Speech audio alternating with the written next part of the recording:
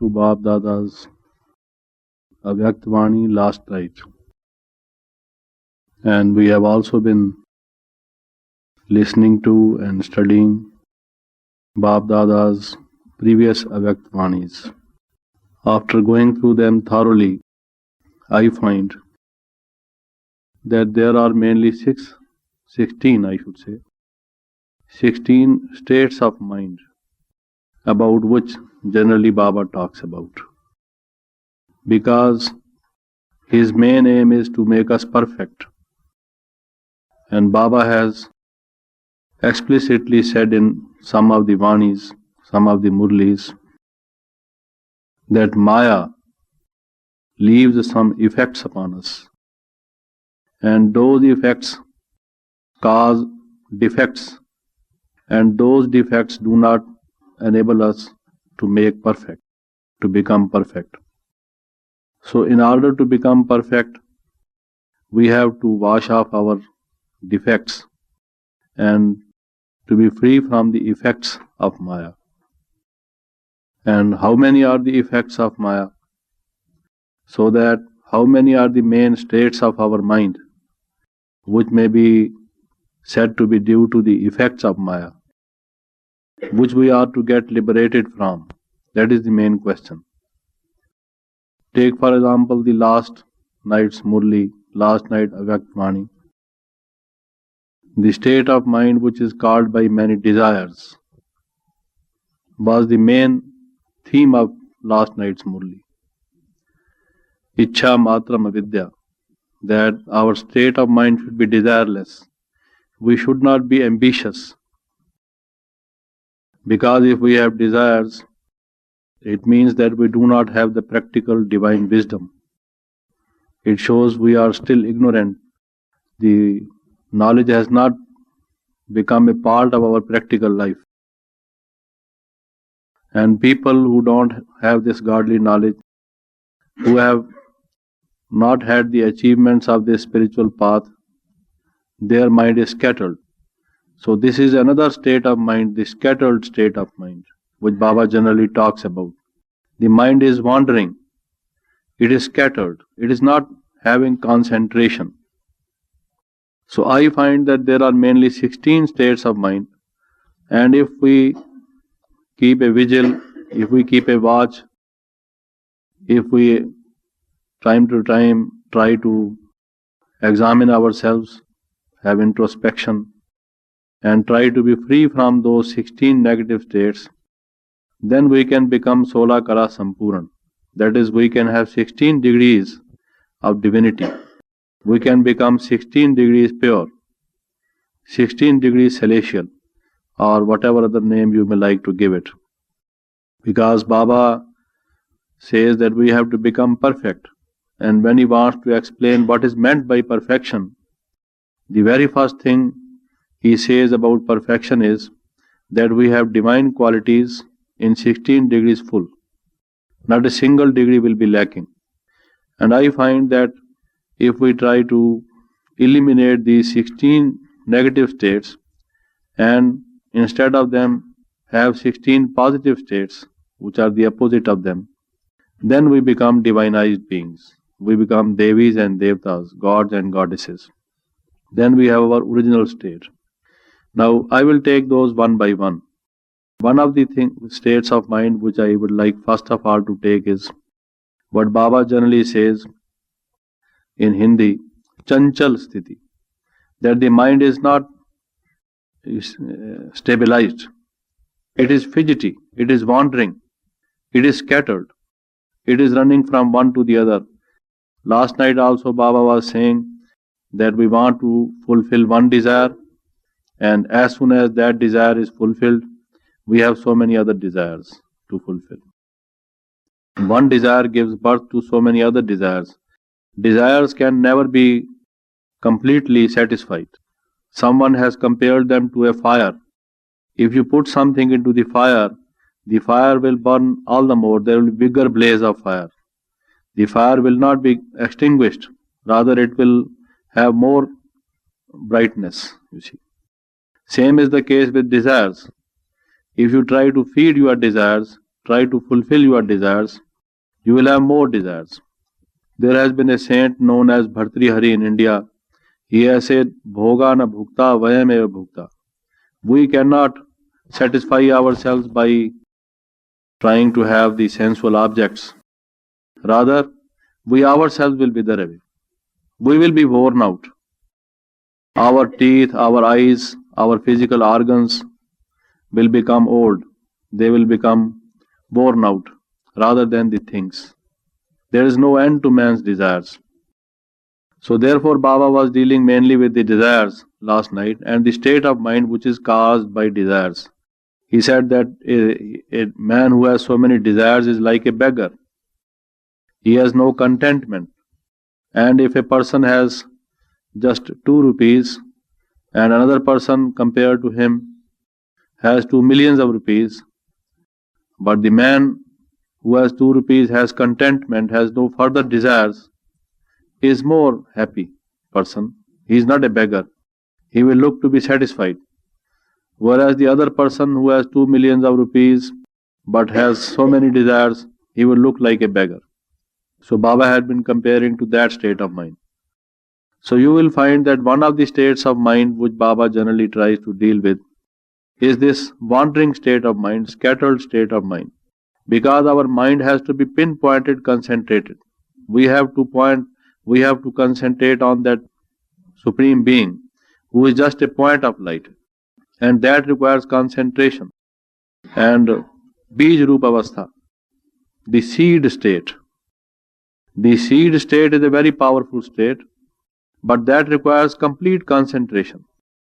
If we have complete concentration, we have bliss, extreme bliss. Our state of mind would be as if we feel like jumping. There will be so much of ecstasy, so much of happiness, inner happiness, that it will be difficult to contain it within ourselves.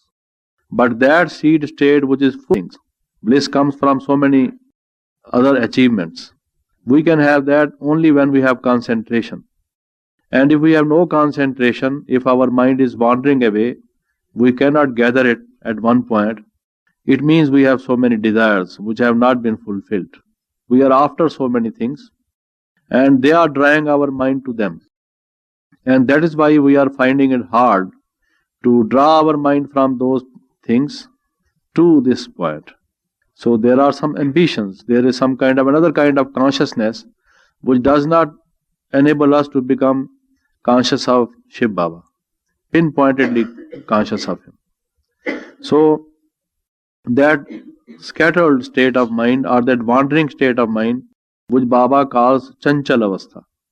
In the Gita also it has been said that a yogi has Sthit Pragya Avastha, Sthit Pragya. So many people have written full books upon this state of mind, Sthit Pragya. When our mind, our consciousness come top, I don't know exactly what you call that top. The children generally have a toy. You see, when it is spinning at its maximum speed, it is just, though it is moving, it looks like still. So that state of mind. Otherwise, when that state is gone, it loses its balance and it begins to fall. It has a tilt and ultimately it falls down. So that state of mind, when there is equanimity, when there is balance, and when there is stability, when there is fixity, when there is concentration, then we have the maximum bliss. And Baba had been talking about the achievements. And one of the main achievements is bliss of this Brahman life, this yogi's life, of this Sangam Yug life, is bliss. Because this stage cannot be had even in paradise. Even in Satyugi world, the world of the golden age, we will have so many kinds of, all the types of enjoyments. But they will be sensual sorts of things. By remaining in the remembrance of Shiv Baba, by being stabilized in it. And that state can come only when we are desireless. And when Baba had divine visions, one of the first sentences which emanated from his mouth was, Pana tha jo pa liya aur kya baki raha. Whatever I had to achieve, I had to attain, I have attained. Now there is nothing left which I should try to achieve or after which I should run. So that was the state of mind on which yoga is built. Yoga is like a structure or a superstructure, and the basic ground on which it is built, the state of equanimity or bliss, that is built only on a stage of desirelessness. The more we are desireless, the more is stabilized our state of mind, and the more is our state of mind stabilized and equanimous, the more is fixity in yoga. And the more is the fixity in yoga, the higher is our stage of bliss. That bliss, which is not alone, but which carries with it that light, that might, that purity, that constant happiness, the sense of fulfillment, the sense of achievement. Because in bliss, all these are combined together. When we are experiencing bliss, the sense of fulfillment is there. It is not that we are not contented at that time. Because just as a book has table of contents, unless and until we have some contents, how can we have contentment? Contentment also would come from something, you see. If we have achieved something, then only we can be contented. Otherwise, it will be only self-complacence, I should say, complacency. Just that it is the make-believe sort of thing. If I feel I am contented, I don't make efforts. It is false contentment. And false contentment is self-deception. Contentment has to come from something which we have achieved. And our first achievement should be the stage of desirelessness, and that comes only when we feel that we have attained Baba. Because our first search was for God. And now that we have taken that divine birth, we have become children of God practically. We will have His inheritance. There is no doubt about it. And this gives us the sense of fulfillment. This gives us contentment. Now everything we will have, because He is the bestower, He will give us. We need not pray for it. We only have to act according to His directions, His Shrimad. That is the only thing we are called upon to do, and rest He will shower upon us. Because He knows what we want to have, and He is there to give it to us. So that comes from there. Now this is the first stage, and you will find, I will just give you some points from Avyaktvanis, various Avyaktvanis, how Baba tells about this state of mind. This, what I said, the wandering or the scattered state of mind. You may call it the fidgetiness, sportiveness, waywardness. People in religious translations have expressed this state of mind in so many words. Now, you see, every state of mind has some symptoms. When certain people come to our center, some seekers, you will find that because of the different states of mind, whatever they utter, whatever they speak, it has some symptoms. They come from a different state of mind. Some people are already having something, others are seeking, some are seeking peace, some are seeking some other thing, name and fame. So whatever one is seeking, it comes out from what he talks. So there are some symptoms and there are some causes of each state of mind. Because just as we want to cure a physical disease by knowing its causes and symptoms, and then we try to eradicate the causes, so have we to do with these mental states of mind, these spiritual states of mind. And the present state of mind which I am talking about is this waywardness or this sportiveness, this wandering or scattered state of mind. And you will find that any man who is over ambitious or desirous, he will have so many complexes, so many things will become complicated. One is desirous, another man is also desirous. Even in the field of godly service, I want to do some service. Another brother also at the same center wants to do some service. A third one also wants to do some service. All three of us are over ambitious. We want to do a lot of service. We have come only recently, and so many senior sisters and brothers have done a lot of service. So let us also do a lot of service. Okay, the goal is very good. And at the very face of it, it looks that we are doing something very good. According to Baba's Shrimad, service, we are all servants. Baba says you are sevadhari. Right? We want to do service. Now, because of that ambition, we try to cross each other's path, and then there are clashes. Sometimes there is rivalry, there is jealousy, there is bitterness, there is hatred. Why? Because our service has also got certain other motives. It has also certain personal desires. When Baba says that we should not have desires, it does not mean that we should not have the desire of service also. There are certain desires. After all, they say as long as there is life, there is hope. We are all living because we want to do something. We want to achieve something. Certain things have to be achieved, but in a noble way, and we have some noble goals. If we want to just become an instrument, we want to do service, we want to glorify Baba. If that is our desire, then it is there can be no clash. If another man wants to do, we will be happy. We will say, let us cooperate. All right, you do it. I help you. I cooperate with you because I am not desirous of name and fame. I don't want to let people say that I did it. I get the credit for me. My aim is not to get credit. That is not the desire within me. My desire is because I have been able to attain Baba, and there are people who are desirous of peace. They are praying to God for peace.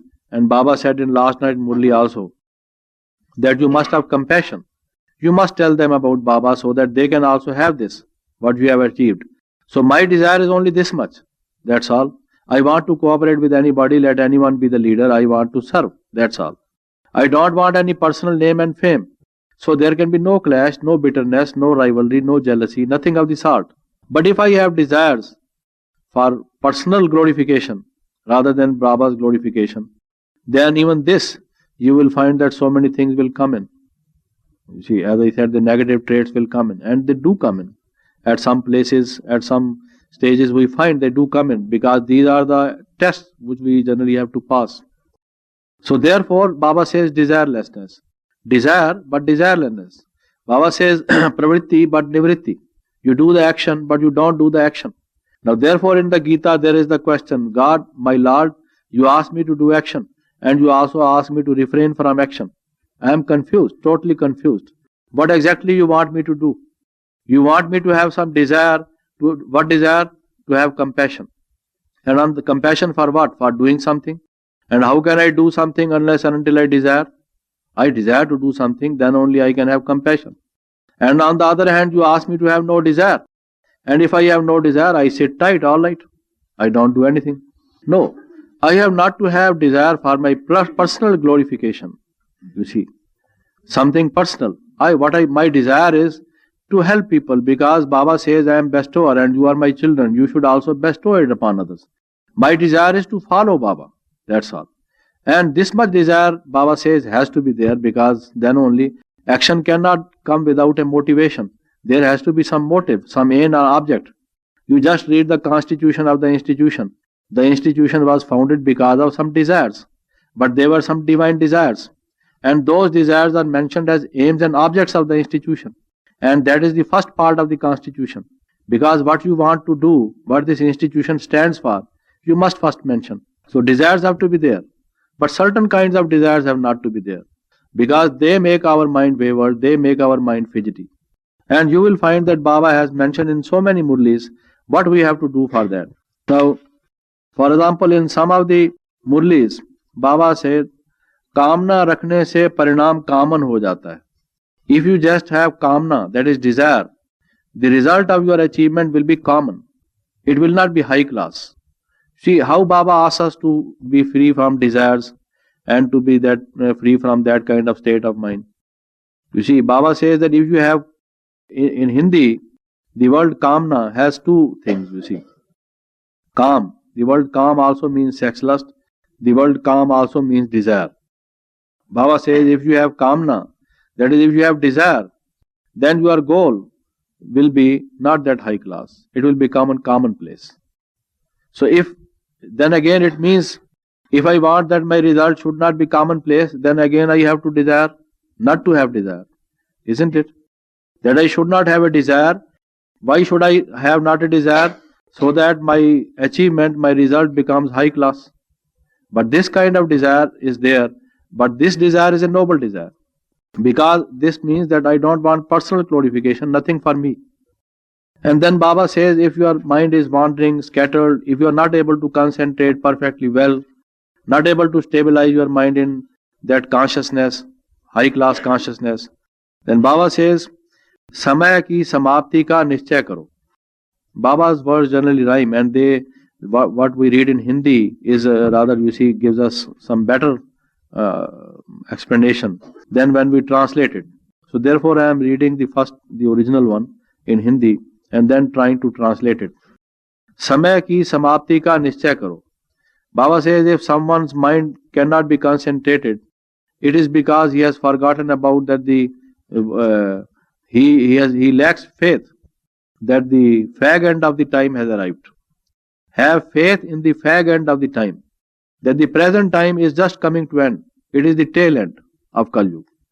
If we just feel there is time enough, then we let loose our mind, let our thoughts wander about. But if we feel that we are at the end of the time, then we are able to control better. This is one thing which Baba asks us to keep in mind. Then in one Murli, Baba said, बुरे संकल्पों को भस्म करने की तीली दृढ़ संकल्प. You see, because if the mind wanders, there are certain thoughts which should not be there, and how to finish them away, how to get rid of them. Baba says, just as to burn certain things we burn a matchstick, then dridhta, the determination is the matchstick for burning away all the negative and useless or waste thoughts. If you have waste thoughts, what you should do is that you should have determination. Unless and until we have determination, we say, all right, it will slowly and steadily happen. After all, it takes some time. If we are not able to control our mind easily and instantly, we say, after all, it is not a easy job, it takes some time. Because our mind has been thinking of all sorts of things for 63 past lives. So how can we make it pinpointedly concentrated just in one day's effort? It takes some time. So that gives us laxity in our efforts. If on the other hand we determine that the end of the time is reached and we have very little time left, then only we can control it in a better way. Then Baba says, Laksh aur Lakshan ko saman banane wale bano. We have a Laksh, it means goal.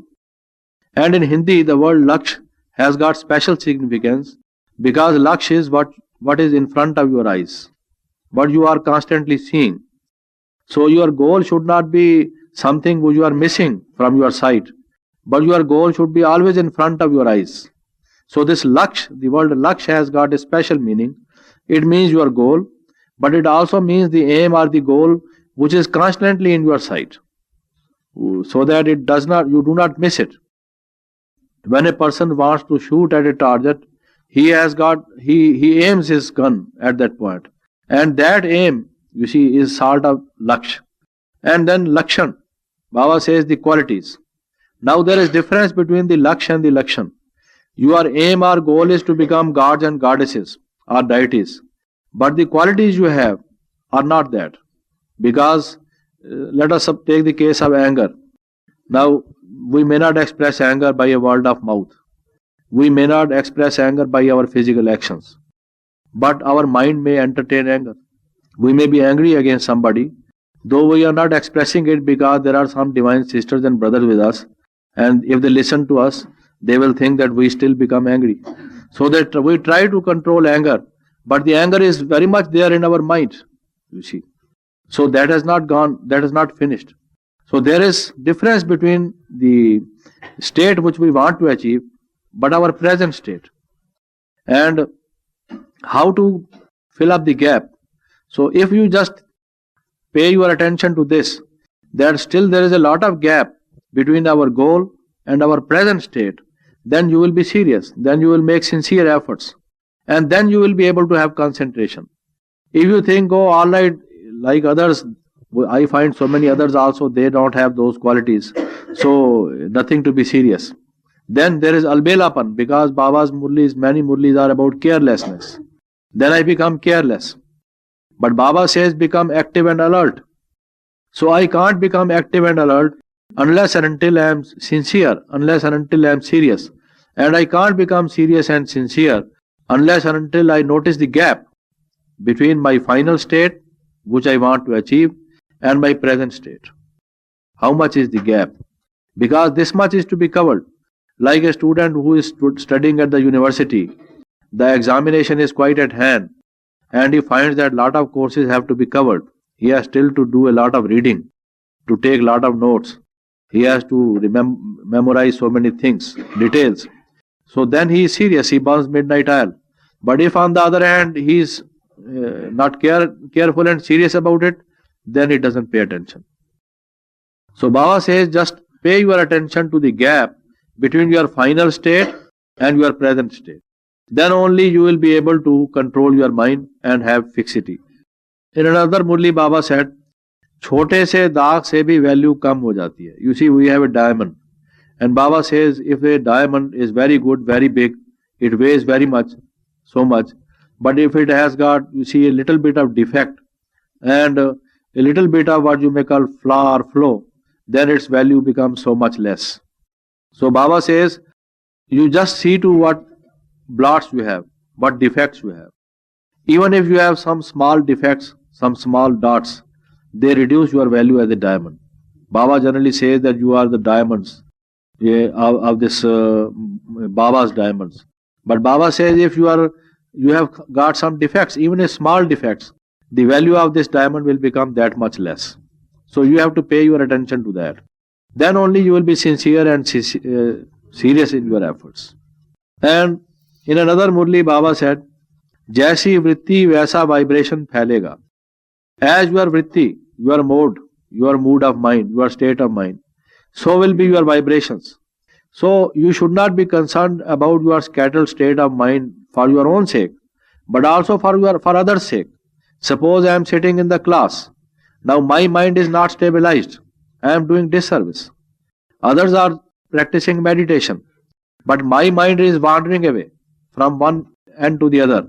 Then what happens is that others also are being disturbed in their meditation because the thoughts are powerful and those thoughts vibrate and those vibrations are disturbing the atmosphere. So that lok sangrah, just thinking of the world, you are on world service and your aim is to give peace to all. And how can your mind be scattered? Even if you are not controlling it for your sake, for others' sake, for God's sake, for brothers' sake, because they will also be disturbed by your scattered mind, by your wandering thoughts. So always think that your thoughts are creating some atmosphere. They are having some vibrations, and those vibrations are affecting others. Just as you don't want to throw the rubbish just on the roadside because you think that there should be cleanliness, same is the case with your thoughts. In another Murli, Baba said, thoughts are my creation, I am the creator. संकल्प मेरी रचना है, मैं इनका रचयिता हूँ. If you are unable to control your mind, previously we have been thinking that mind is something separate from us. But now Baba has explained that mind is one of the abilities of our self. The thoughts emanate from the self. So it is your creation. How is it that the creator is unable to control the creation? So if we think on those lines, then we will be able to control our thoughts. So this is one state of mind I was talking about, how we have to control our mind and get it concentrated. Such like thoughts you will find, such like versions you will find in Avyakt Vanis. One of the states of mind about which Avyakt Vanis deal is this waywardness, this scattered mind. Patanjali also, you see, if you just read Patanjali's Yoga Darshana, Patanjali has also said, Yoga Chitta Vritti Nirodha. Yoga means controlling the states of mind, you see. And a yogi has his mind controlled. He hasn't got all these negative states. In another Avyakt Vani, Baba said, अलौकिक जन्म लेकर लौकिक कार्य करेंगे तो क्या लाभ? We have taken the divine birth. Our birth is now the spiritual birth. It is the alaukik jan, alaukik birth. And if after taking alaukik birth, this divine birth, if we do laukik work, that is if we do ordinary actions, then Baba says, what is the significance of this alaukik birth? So any thought, if I want to discuss politics with somebody and which has no meaning, you see, naturally I am wasting my breath, I am wasting my time, I am taking my mind into waywardness, my mind will be scattered. I should just think, you see, I have taken divine birth and I am just talking about ordinary commonplace things which have no meaning for a Brahmin. So how am I to control my mind? Because Brahmin has got a divine birth. And I should thus be conscious of this, that having taken divine birth, I should not do laukik thoughts, these ordinary and wayward thoughts. Then in one of the Murlis, Baba says, जो समय को मूल्य नहीं देता, वो स्वयं को मूल्यवान नहीं बना सकता. If I do not value time, I cannot become a valuable child of Baba. You see. So if I just value time, because every thought requires some time to, you see, whenever I think of certain things, I spend some time upon it. So my time is wasted if useless thoughts, meaningless thoughts, ordinary or commonplace thoughts come to my mind. So my time is money, and this Sangam Yogi time is very valuable. And Baba says, if you want to become valuable, multi-million diamond worth, then you have to value time. And if you have to value time, how can you have wayward thoughts? Thoughts which are useless, waste thoughts. You cannot have. This is how you should control your mind. And then sometimes what happens is someone has behaved with me as he should not have. A Brahmin brother or a Brahmin sister, the teacher of a center or a brother who comes to the center, he or she treated me in a way which is not Brahmin like, which is against Shrimat. You see, I don't like the manners, the etiquette of a person. I feel disturbed. Certain thoughts come to my mind. Is it the Brahmin way of life? Is it the yogi way of life? There is no yogi atmosphere here. You see, all this talk, all this atmosphere was commonplace. It was not good, so on and so forth. Now thoughts begin to come, and I do not know that these thoughts are wasting my time. I think they are only natural because I observed these things, and they are naturally going to affect my mind. I am just contemplating on them because I want to set things right. But what happens is that I lose control over mind, and endlessly I go on entertaining these kinds of thoughts. My time goes waste. So Baba says, पुरानी पुरानी व्यर्थ बातों का परिणाम सामने है, तो फिर उन्हें क्यों याद करते हो? You see, these thoughts, these kinds of thoughts we have been having life after life, and we have seen the result of them. Because it is said, as you think, so shall you become. If I have all these negative kinds of thoughts, then I will become like that. What I should do is try to avoid the negative thoughts and try to have the positive thoughts. So, Baba says, if you just are aware what thoughts, your previous thoughts, when we were body conscious, when we did not have knowledge, what they have led us to the present state, peaceless state and vicious state of mind. So then why don't you avoid these kinds of thoughts which have previously landed you in the present state of mind? So this is another way how you should control your mind. And in another murli Baba said, क्या प्रकृति में शक्ति है, पुरुष में नहीं? Baba says even the matter, the forces of matter, they also change. Can't you change yourself? Baba says that you should change in order that you may be able to attain your highest state, your most blissful state. And if you don't have that state, even the Prakriti, the matter which is insensate, which is not sentient, even that can change. But you are a Purush, you are the more better power, you are a child of God. You should also be able to control yourself.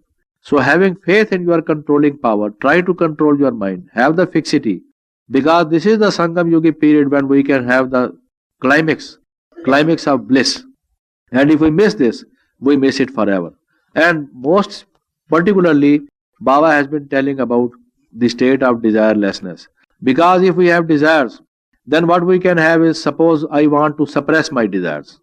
The desires come, but I want to suppress the desires. Now if I suppress the desires, all the psychologists and psychiatrists say that if we suppress desires, we get so many mental ailments, you see. Suppression or repression of desires will again give me some mental ailments. So it is better not to have desires. And then again, those desires do not vanish into nothing. They will appear into my dreams, you see. Unfulfilled desires appear into our dreams. So they are going to come anyway. I may be sleeping over them in my state of awakening, but in the sleep they will very much come into my mind. They will try to draw my attention to them, that they are still lurking in my mind. Then I will have, you see, sleepless nights. I won't have sound sleep. And those dreams will be disturbing my mind. Because Baba on the other hand says that the dreams of a Brahmin also should have consciousness of Baba and other things. Our dreams should also be transformed, you see. And then if I fulfill those desires, as I said, those desires would become all the more, they are not going to be finished. So it is better that by means of knowledge, as Baba says, Ichcha Matram Vidya, I should have that state, thinking that if I have desires, because I find this Kal Yugi world, this Iron Aged world, is going to get destroyed anyway. Nothing is going to be left because this is the fag end of Iron Age. And how long is going this world to last? And then all the things here are tamaguni. They are the Iron Age things. They are in the state of deterioration and they are not going to last. They are not giving us happiness and bliss anyway. So what is the need of possessing them, you see? So just trying to explain it to me on the basis of knowledge, I should try to become desireless and then only I can have a state of bliss. Now another state of mind. This was the state of mind called the wandering state of mind. Another state of mind is that lack of self-confidence. Because someone asks us to do a particular thing, even in our godly service, we think we do not have the necessary qualification. We don't have that kind of ability. Now, on the one hand, Baba says if you take the chance, you become the chancellor. You know, in some of the Avyakt Vanis, Baba has said, don't say no, I can't do it, I have no ability, I have never done it before, I have no practice of it. If you take the chance, you become the chancellor. This is one of the things Baba says. But generally what happens is that we don't have confidence and we think that another person can do better. And we are very much conscious of the other person rather than becoming the instrument. Baba says, if help yourself and I will also help you. I don't keep that in mind that if I practice, then I will become perfect. And I don't want to practice. On the other hand, I say I don't have practice. And if I refuse to do something and another person is assigned that work, then I either feel jealous. Oh, the other person has been given. And I feel I have been neglected. Sometimes it so happens. And in the first instance, I refuse to do something. After that, I feel a sense of deprivation that I have missed the chance. Then another person has done it in a better way. Then I feel that there is all the more feeling of lackness of confidence. I feel, oh, if I had done, perhaps I would not have done this much, you see. So it is better that this much are done. Then I always remain in that same state. There is no improvement, no betterment. So this state of mind, that lack of confidence, which makes me nervous, which gives me some kind of fear, so that I do not take chance, do not do service, do not advance, do not make progress. This is also some state of mind which has to be avoided, you see.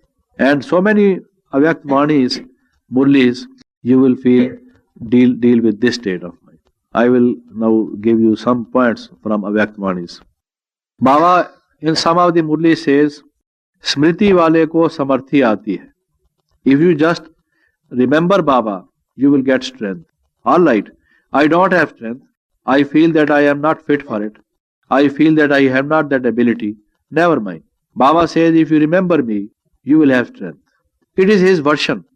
But he cannot say wrong. After all, he is God Almighty. What he says is correct, 100% correct. If I have the faith, let me try. Baba has given me the promise. Baba says, you do, I will help you. I will give you the strength. And if I don't have faith even in Baba's versions, then who can help me? Who is else to help me? So, Smriti mein samarthi hai. He says, you will have strength if you just remember. And then in another, he says, balihar jaanne wale ki haar nahi hoti. If you just are a garland in Baba's neck, then you will have the garland of success, Baba says.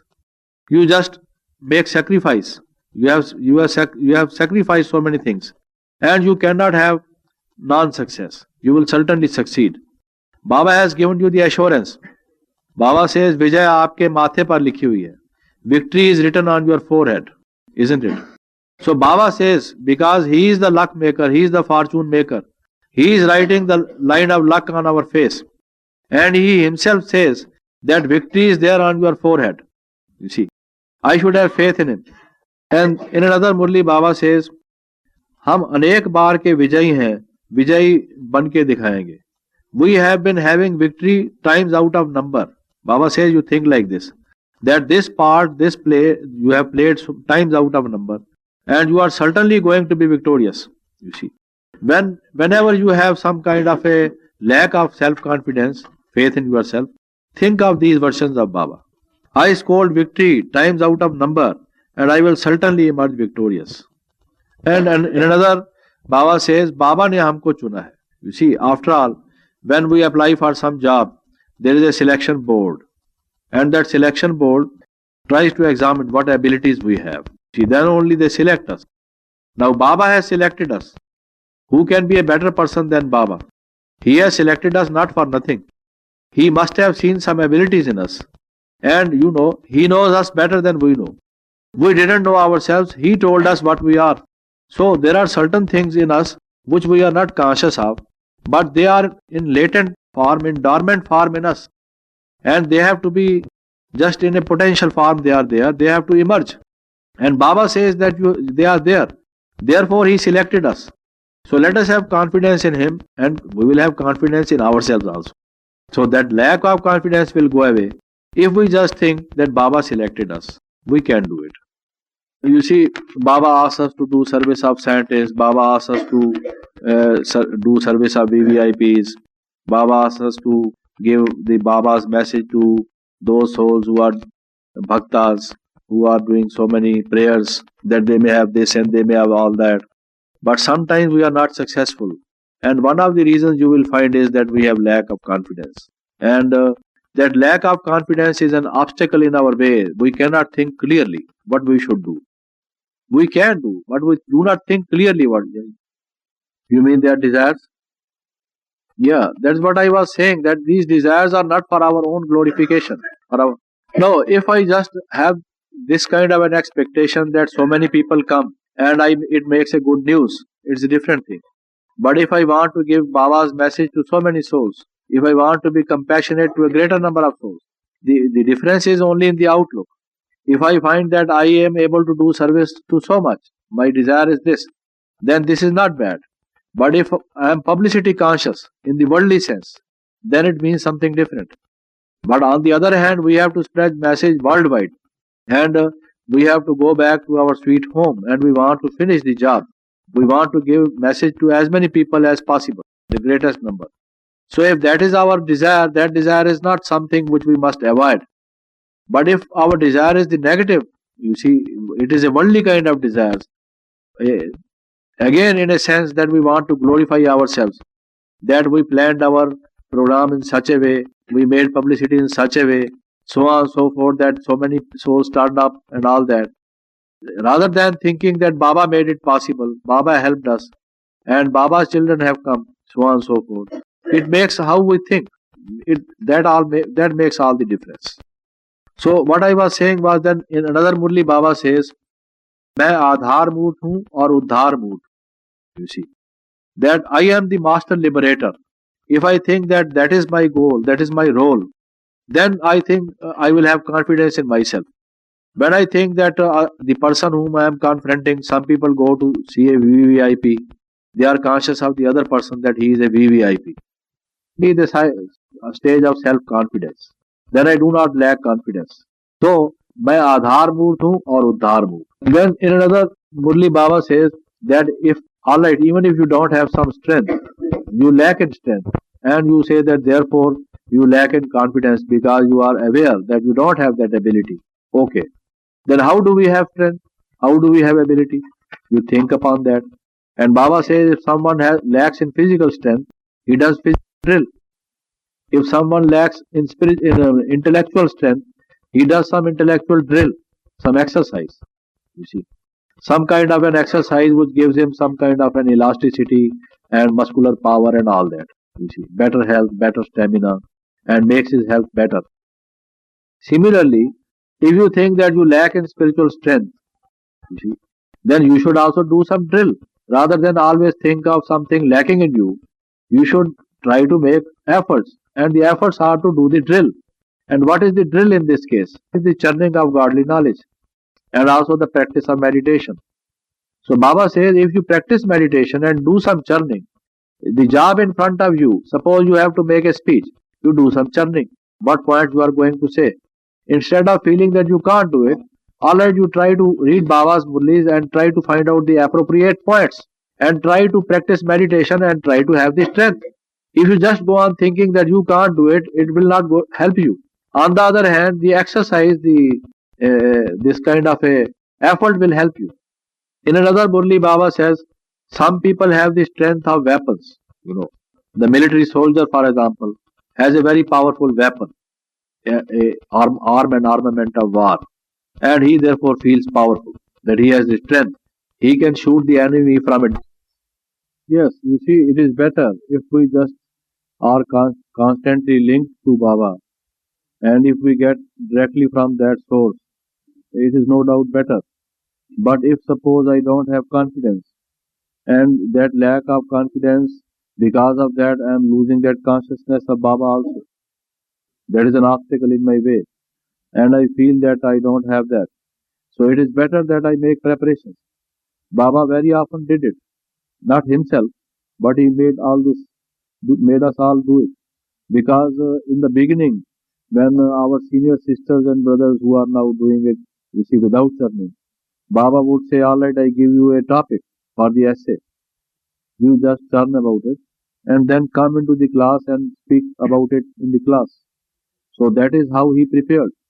You see, when we attain that stage of constant remembrance of Shiv Baba, so that we are linked to him and get the thing from him, in order to reach that stage, it is better that if we first churn, we that has got its own specialties. Mama very often we found that she did it both ways. Sometimes she did it by churning because certain things were told to her, and at other times she did it just naturally. So when we do something extempore naturally, when our mind is linked to Baba, that has its own merits, no doubt. It's better. But if someone has got lack of confidence, thinking that oh he is not able to do it, it's better that he thinks over it. Baba has given us so many points, and he can say now at a particular place he has to explain. You see how the world drama is of 5,000 years duration. Now all of a sudden it may not be possible for him to remember certain things. Baba used to compare it to a pleader, to an advocate. Baba sometimes said when an advocate goes to a court of law to plead a case, he has to think, he has to churn points of law, and he has to note down to take certain notes. Because if he misses an essential point, which is the very crucial point, which is a point of delicate point of law, which he brings it to the notice of the judge at the appropriate time, and that will be the deciding factor in the case. If he misses it then and comes back home and says, "Oh, this point I should have said," now there is no time. That chance has been missed. So Baba sometimes said that you are also like advocates, you are like pleaders, like liars. And like a pleader goes to a court of law and pleads for, that a person who has been given the capital punishment should not be. And for him it is a question of life and death. And if you miss certain points, then that man is hanged. Who is responsible? The advocate who did not plead properly for him. So Baba said you must go through the book of law very cautiously, properly, thoroughly, and then take notes. Which point is the most important on which we have to dwell at length? Which point is a minor point but may serve as a guiding? But which point is the point of law which the opponent may not have in his mind but is a tactic for you to stress upon? So this you must get prepared. You are like advocates, Baba used. So Baba would emphasize upon both the things that you should do this way as well as that way. Now after the Murli, for example, why do we read Murlis? If everything comes directly from Baba, we need not read Murlis also. Let us be linked to Baba and whatever is coming is directly coming from him. The Baba would say after reading the Murli, churn. Why should we churn? Because we have to give it to others. We are the children of the bestower. We have to tell others what points were there. So that requires churning, both ways. So, but particularly at this moment, since I was talking about those who have lack of confidence, for them I was saying that they could make preparation. That would help. That is it clear? Now, you see, मैं आधार मूर्त हूँ और उद्धार मूर्त हूँ. That is what I was saying. That I am the support, I am the succor, I am master bestower. I can do something because if you think positively, then you have got the strength, then you have the confidence. If on the other hand you think that you are a newcomer, there have been only few days that you have into knowledge. You see, I tell you my own practical example. I am just reading certain exact points from this Murli, but I have not been able to tell you how each point in my own life at certain instances help. All these points. I go abroad, I talk to people here. If I had time enough, I would tell you how all those points which you have been jotting down or which I have been telling you, how each one helped at a particular moment. Now, when I was in this Gyan, say only for 4 or 5 days, there was a function in Delhi. There were people, you see, who were having some kind of a big gathering, and they were generally talking about this cow slaughter. There should not be cow slaughter. Now, our knowledge actually had evidently nothing to do with the, something about cow slaughter. Now, Dadi Janki asked me to go to get a chance and deliver a speech. Only 4 days. And I did not know what to say about cow slaughter. I didn't know the attitude of this institution, what special contribution this institution has, what statement they have to make about cow slaughter. And I never had made a public speech. And I did not know that so many people would be there. I thought it would be a small gathering. And she asked me, I had a lot of respect for her. And out of that respect, I said, all right, I will go and do it. Thinking that it is a godly service, I must not refuse. I must take a chance. At that time, I had not listened to this point, take a chance and you will become the chancellor. You see. But I thought that all right, it is a godly service. And if I can give a godly message, it is all right. But when I went on the stage, I was nervous. I was a child of a young man of 25, and there were other people, elderly people, who had been making speeches all through their life. They were very well versed in their art about which I knew nothing. I was just a novice into this knowledge. I didn't have even depth of knowledge. You see, only 4 or 5 days I had been into Jhan. And no one had guided me out either. I could not have my link with the Supreme Baba because I was feeling nervous. You see. I was a little bit shaky, you see. What I would say. I had accepted, but when I went on the stage, I felt I should not have accepted. I have committed a blunder in my life. I should have outright said it, I can't do it. You see. After some time, when I have taken more of knowledge, more of strength, I may be able to do it. But I was not able to do it. What I did was I told the man, you see, even otherwise also, I said, you see, you announce my name after 4 or 5 persons have spoken. Because that would give me some material. I would listen what others are speaking about. Then I would churn. I would make up my mind what I am to speak. And I did it. It gave me some strength. I was able to do it. My shakiness vanished. I was able to have some confidence. I was able to have some confidence because I made some preparation now. The time I was able to get, because it was only instantaneously that we got the chance. Previously, we didn't know that we are going to speak. We being given a chance. And all of a sudden, we were given the chance, and I was called upon to speak without any preparation. So this gave me some time, and within this time, I made some preparation. I was able to speak something, and there was some clapping. That gave me some confidence that in future I can do something. And if I had not made any preparation, I would have cut a sorry figure. And maybe that for future I would have always refused. I would never do it. But I did it. So churning also helps us. It gives us some strength. It's like an exercise. Baba says like you do this, it makes you give you some strong muscles, give you some strength. Similarly, this churning. Make whatever you want to say, just try to have clarity in your mind what you are going to say. This will give you some strength because you know that what you want to say is something worth being said. First of all is that you must be convinced in your mind. You see. That then only you will be able to make some contribution. If we don't have any clarity in mind and I sit like this and nothing is coming to me, then all are looking at me and I am also looking at them. Nothing is going to happen. So from that point of view, pardon, what is what? About that cow slaughter? About that, now it's about 30 years, I do not remember. But you see, I compared cow to so many things in the spiritual, from the spiritual point of view. I this much remember that I compared it to certain other things. I said that cow, if you are able to prevent cow slaughter, it is all right, it is good. But there are other kinds of slaughter, other kinds of sin. We should pay attention to that also.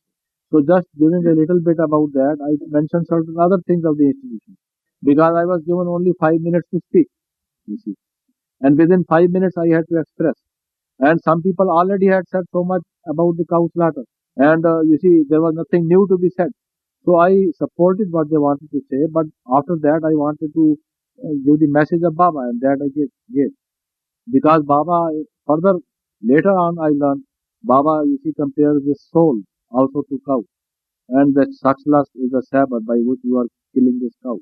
And Baba, you know, compares the marriage as the slaughtering of the cow. The women who are under the saber of Kama, the sex lust, it is, Baba used to say, this is the slaughter. And this whole world has become a slaughterhouse, Baba used to say, because of this sex lust. So I was able to compare to various sins that we have a bias of the conscience and we generally kill that bias. This is also a cow slaughter. This is also a slaughter. Something comes in my conscience. I should not do it. This is something wrong. I suppress the bias of my conscience. This is also some kind of a slaughter. I said it all starts from here. Those who slaughter the cows, they also get an inner bias. They should not do it. But they suppress their bias. Then only they are able to slaughter the cow. So first of all, let us not slaughter our this cow. Then only we can stop that slaughter of the other cow. So something like this, I say. Not to suppress the bias of the conscience. The bias which leads us to purity towards God and the bias which saves us from sin. We suppress that bias, we kill that bias, we murder that bias. And that is from where all kinds of slaughter and murder starts. So this is something like that. Now I will say about another state of mind. You see, third state of mind. The first one was the waywardness or the wandering state of mind. The second was lack of confidence and the nervousness. And the third is the frustrated, dejected, depressed, I should say, dispirited, which Baba generally says nirash so that we lack all the enthusiasm. We do not feel that jumping spirit within us. We have done certain things and we have not been able to attain success. We have been asked to open a center somewhere. We did it, made lot of efforts, but there is no public response. We have not been able to make much headway. Some work has been allotted to us. We have not been able to attain high success in it. So many things may happen. Or we want to be a good yogi, but despite our efforts, we have not been able to have a high state of yoga. We want to eradicate certain bad tendencies in us, some evil habits we know there are in us, but we have not been able to gain success so far. We find that that habit is still with us. So we feel depressed because of this. I have been practicing yoga for a year or so, but I have not been able to experience that bliss they generally talk about. I am better than before, but that stage of constancy, that light and might which they generally say that we can have, that angelic state, people say that they are able to converse with Baba, talk to Baba and get the response. I am not able to do it. I sit in the morning, get up early in the morning and do Yad Ki Yatra, that pilgrimage of remembrance. But I am not able to gain the high success as this sister or that brother generally mentions. So I feel depressed. What is wrong with my efforts? And I feel that I am not able to do it while others are able to do. So maybe in the field of service, maybe in the field of having divine qualities, or so far as my efforts in stabilization in meditation are concerned, or in knowledge is concerned. You see, after Murli, the questions are asked. Some brothers and sisters are able to repeat so many points. Their memory is so wonderful that they can retain the original words and they repeat point after point. They are coming forward with it as if they are tape recorded in their brain. While if they ask me, I just try to think, then when somebody says that point, I say, yes, I also heard this point and it was there in my mind, but I was not able to repeat it. So I feel depressed. Instead of feeling happy that I learned the Murli, after the Murli was recapitulated and repeated, I feel depressed on the other hand, that I was not able to do it. So this depression, this state of dejection, this state of disappointment, may be because of any reason whatsoever. Maybe I am not making progress, even you see, considering the overall progress in my yogi life. That I have not been able to reach the climax of it. Maybe that I have made all the sincere efforts which I know I should have, but I am not able to gain what I want to gain. There is still a gap. Now, when this happens, the state of person is generally irritable. The man becomes irritable. You sometimes ask the person what is wrong with him. Oh, why you talk like this today? Gentlemen, what happened with you? And the reason is that he is not satisfied with his own self. He is not dissatisfied with anyone else, but with the self he is dissatisfied because he has not been able to attain something which he is after. And uh, he may complain that others are not cooperating with it, this and all that. That is just an outer expression. But the main basic reason is that that person is himself dejected. He is disappointed. Now, so many obstacles may come. Suppose a person wants to do something, certain hurdles come in the way, and he is not able to remove the hurdles, and efforts do not bear fruit, and therefore is the depression. So Baba says, Lagan mein magan raho, to vighan tal jayenge. If you just stabilize yourself in Baba's remembrance, obstacles will certainly disappear. If we have not been able to success, we should think that we have not been able to stabilize in Baba's remembrance. That is why the obstacles were there. And that is why the obstacles or the hurdles did not, wither away, they did not vanish. It was because there was something lacking in our parts so far as our stage of yoga is concerned. There is no cause for feeling depressed. Rather, we should take a lesson from it. Because Baba has analyzed this situation and he says, Lagan mein magan rahenge, to vighan nahi aayenge. Obstacles will certainly not come, he assures us. And let us trust, let us have faith in what he says, that obstacles will certainly not come if you are stabilized in love, in deep love for Baba. In another, Baba says, Lakeer se bahar hone se fakir ban jayega. You beg for the success, you beg for certain results. It is because you have not been able to maintain the line which Baba asked us not to cross. You know, in that Ramayana story, in which Baba says that Sita just crossed the line and she was abducted by Ravana. See, that Maryada ki Lakeer, that line of Shrimat. If we cross that line, then we become beggars. There are certain Maryadas for us, some codes of discipline which we Brahmins are supposed to observe about our diets, about our coming to the class, about reading the murli daily, about getting up at Amrit Vela. There are some Maryadas.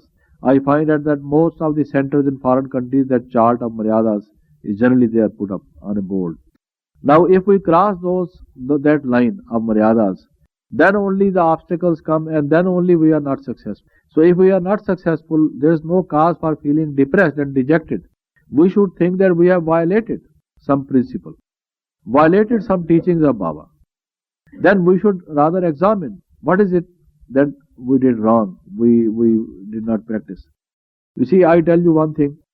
Therefore, I was telling you that each one of these versions is a story. It has a story behind us. If you just ask any senior or brother the practical application of these, they will tell you how practically they help and how violation of them caused some trouble. You see, when we went first of all, for foreign tour, we were 4 or 5 of us, and we were staying in New York.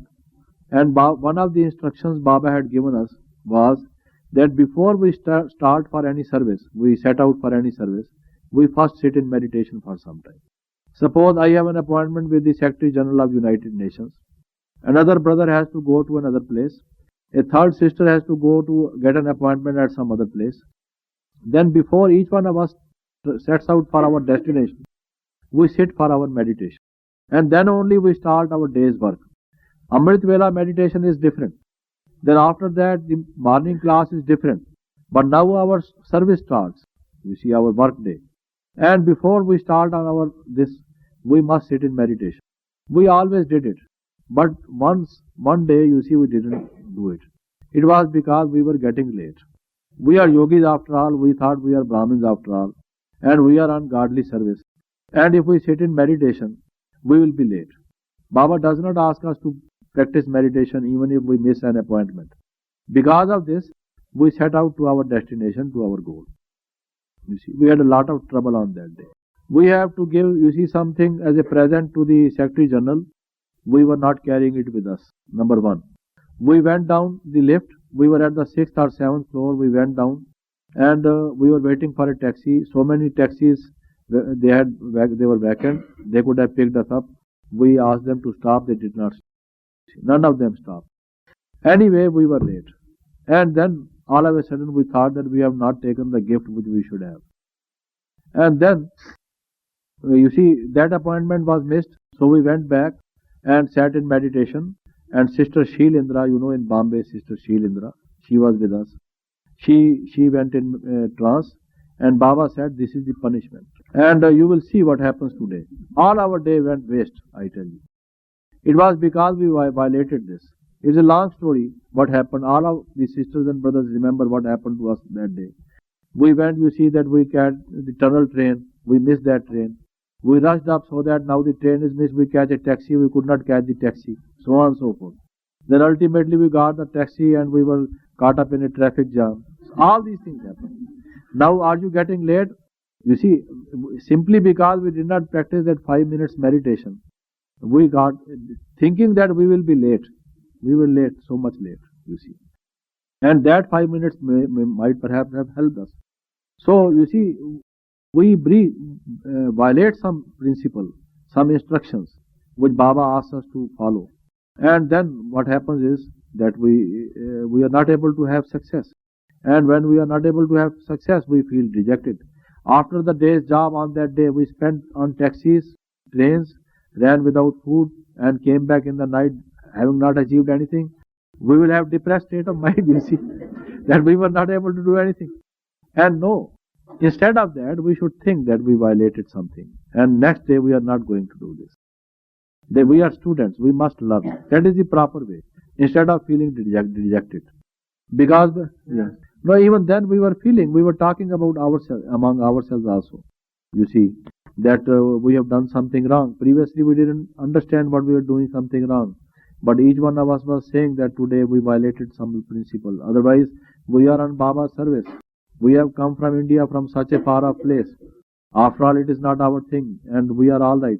But what is happening, you see? And it was in our mind that we did not sit in meditation. But we were not sure about it. She got the message and made it sure, confirmed it, that this was the reason. At most of the centers I found that there are copies in English. Yeah. I think they have copies in English, they could give you. Then in another murli, Baba said, position छोड़ने से power कम हो जाती है. If you just give up your position, then you become powerless. And then only you can't attain success. And you know what is meant when Baba says that we leave our position. That is our soul consciousness. That we are children of Baba. That we are children of the Lord Almighty. You see, that we are children of that bestower, that liberator.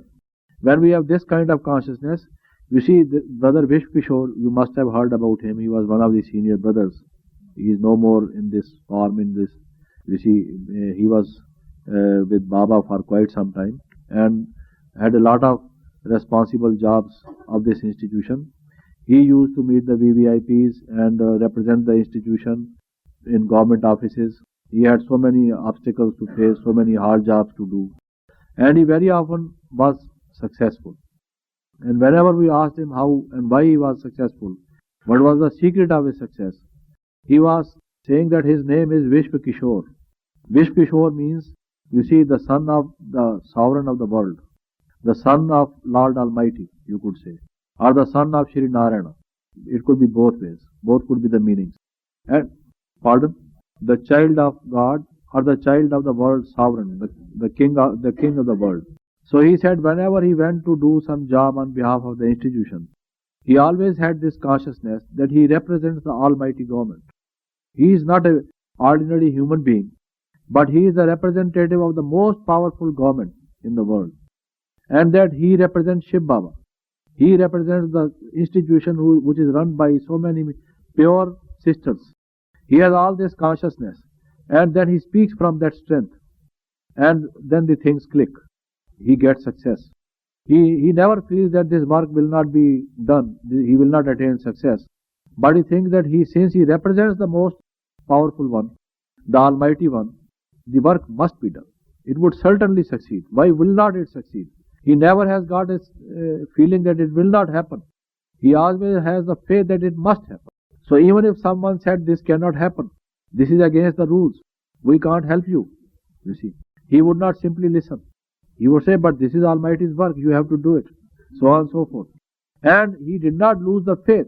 And ultimately we found that it would happen. Certainly it would happen.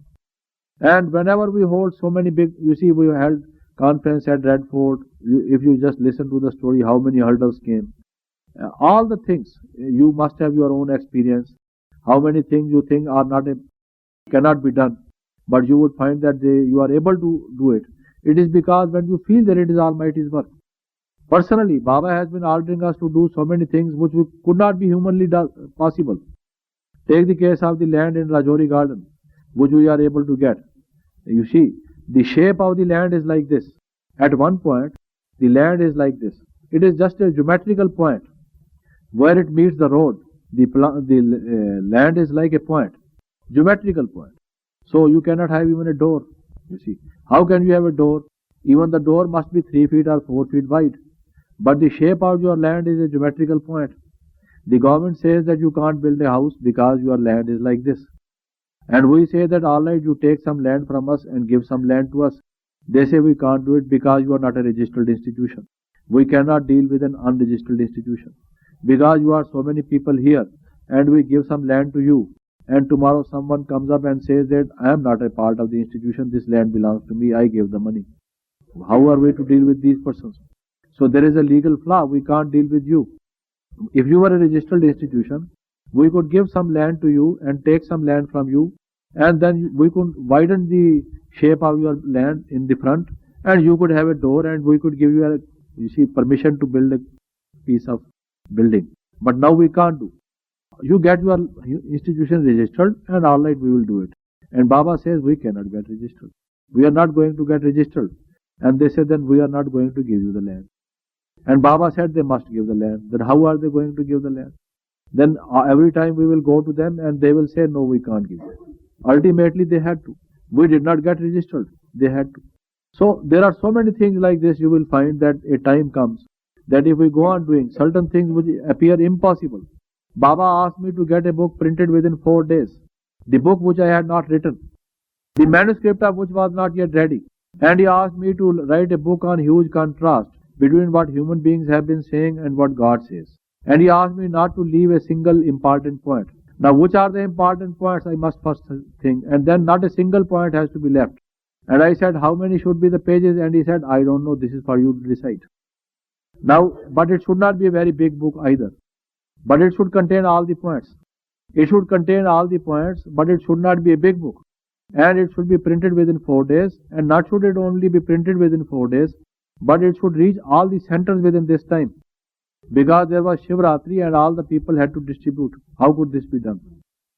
After all, we don't have a press of our own, so that day and night we will wake up and print it. We couldn't do it. It was impossible. But when I went to somebody who was a printer, I said we have to get a book printed.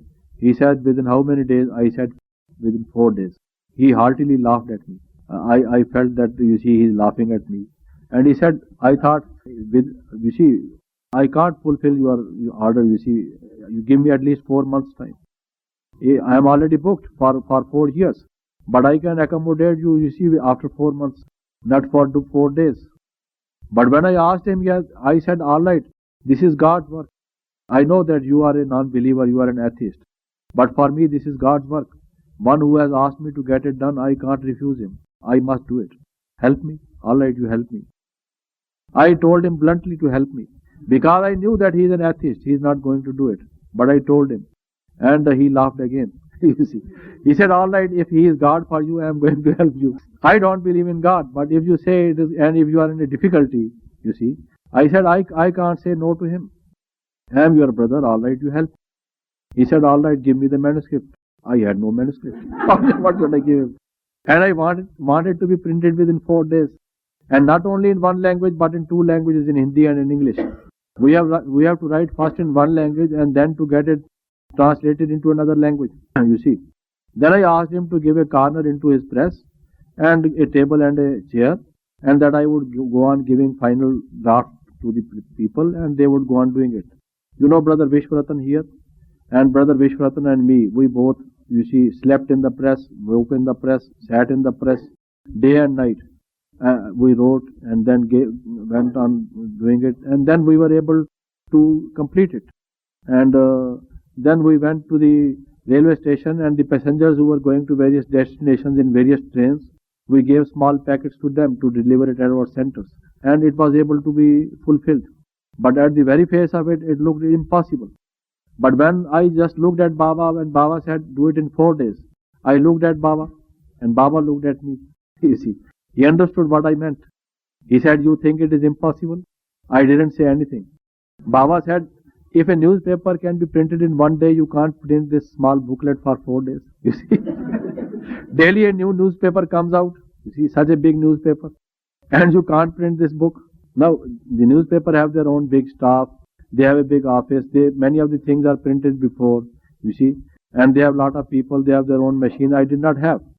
But Baba was not prepared to listen to all these things. It must be done. You see, what he says must be done is a line on the stone. It can't be rubbed off. It was done. So what we find is that if we just have faith in Baba, I went with this faith. Since Baba says it can be done, it must be able to be done. I am a human being. I am not perhaps able to think that it can be done. It is because I have not that capacity perhaps. Therefore I think. But since Baba says it can be done, it can be done. The door can be opened. So even an atheist was prepared to do this job when I told him that God has asked me to do it. He accepted the job and we were able to do it. It is because we had the faith in him. So if we think that way, then things can be done. There is no question of feeling dejected and depressed, but we have to have faith in him. And we have to have that position. Who has sent us? Whose job it is to be done? Who wants us to be an instrument for this work? Then in another murli, Baba says, light, might and divine insight. Light, might and divine insight. ये तीन वरदान मिले हैं. इन्हें use करोगे तो godly birth right मिलेगा. If you use light, might and divine insight, which he says I have given you as divine gifts, then you will have your birthright. Your birthright is success. You will have success. You will have birthright of success if you use the light, might and the divine insight. So what Baba means is that if we have divine insight and if we plan things, we can foresee things. We can also foresee our line of action. Then certainly things would be able to be achieved. But if we have no clear sight of what we are going to do, how we are going to do, what method we are going to adopt, so on and so forth, then how can things be done? It is because we don't use that insight. And if we have the insight, we don't use the might. We should use our full might. Whenever we want to do anything, we must do it with full might. And we should feel that we are light. We should remain in that proper state of mind. And then we should use the insight. We should have a clear vision of what we are going to do. And then just see how can the things not be achieved. You must have success. You must have your birthright. But you can have your birthright only when you use these three things: light, might and insight. Then in another murli, Baba says, Yukti se mukti milti hai. You must have heard it so many number of times. Yukti. Yukti se mukti milti hai. A stratagem gives us the liberation. Even the liberation, if we want to attain, we have to have some methodology. There must be a proper way of doing things. There must be a proper strategy. Without that we can't attain. So therefore Baba says there is no question of feeling depressed. If you are not able to have some success, it must be because you did not have the proper strategy, the proper stratagem, the proper method, the proper way of doing things, so that it could make the whole thing click, you see. So you must remember that yukti se mukti milti hai. If you want to attain success, you must have some clarity of mind, must be somewhat clever in doing certain things. And in another Baba says, vidhi se siddhi milti hai. You see, if you want to have success, they say that there is some method, even in madness, they say. So if you want to attain some success, there must be some method you must follow. So you must be clear in your mind how you are going to attain your goal, how you are going to do certain things. You arrange some program, you fix up some function, whatever you want to do, even in a sentence, you have to place proper things at the proper place.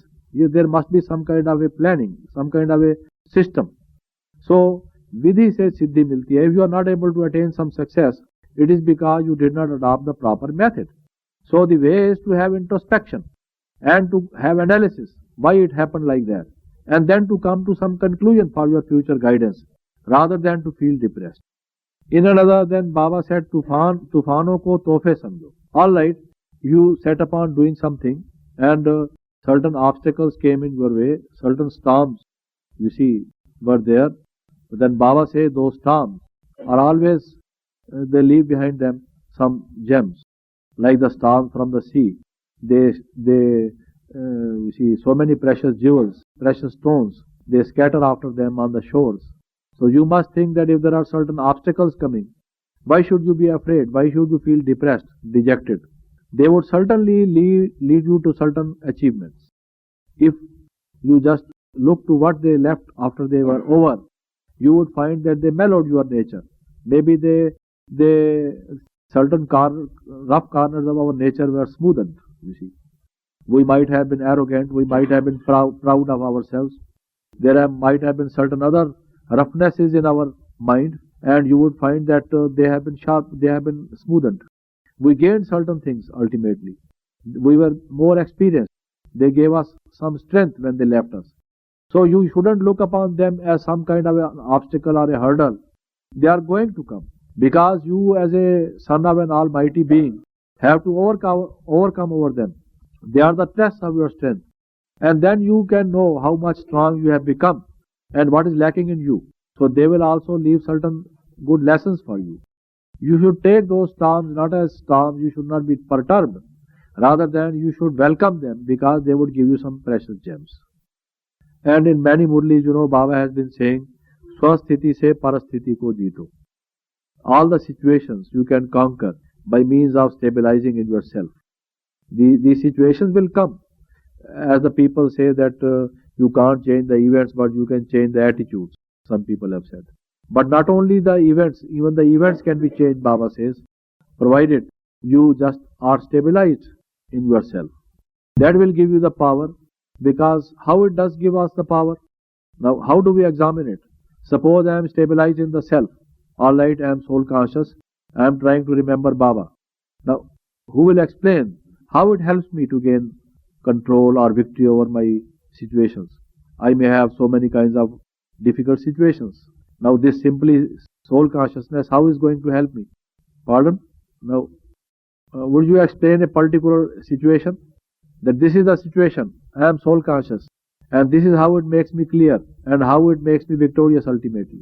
Yes, it is the same thing you said, clarity of mind, if we observe. Now give us a particular concrete example. You see how it helps us. Because people say that we should set to action.